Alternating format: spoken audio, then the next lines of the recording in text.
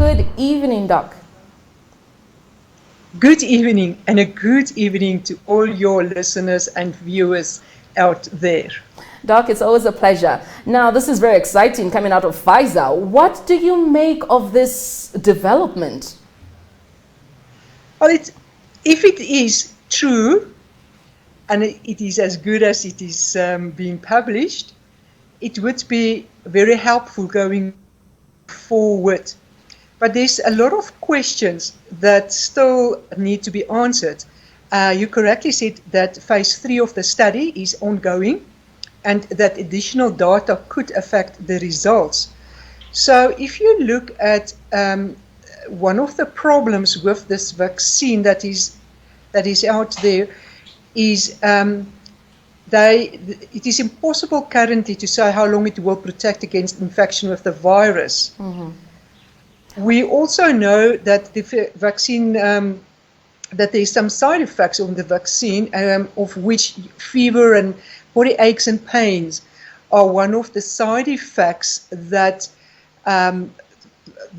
might be experienced. Although, again, some of the other people, of the scientists is saying that the side effect profile was comparable to standard adult vaccines.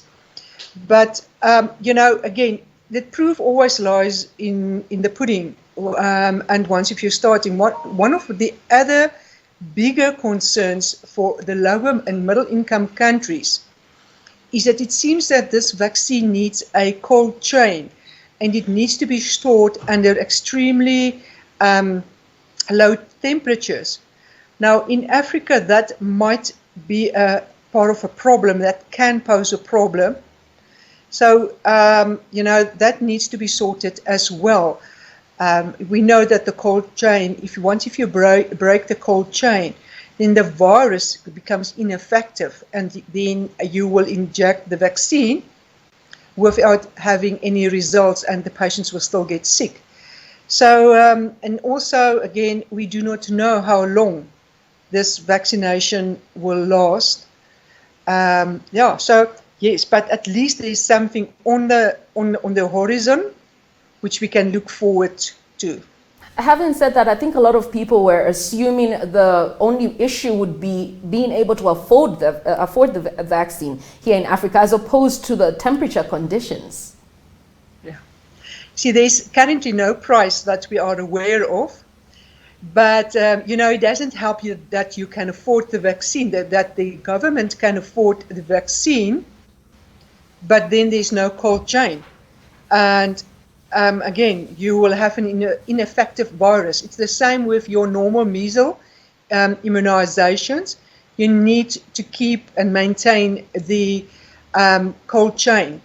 Once if you break the cold chain, I'm afraid that the virus is ineffective. So yes, you can have money, but also if you look closely to the reports, there's only going to be about 50 million doses could be available globally by the end of this year, with another 1.3 billion in 2021.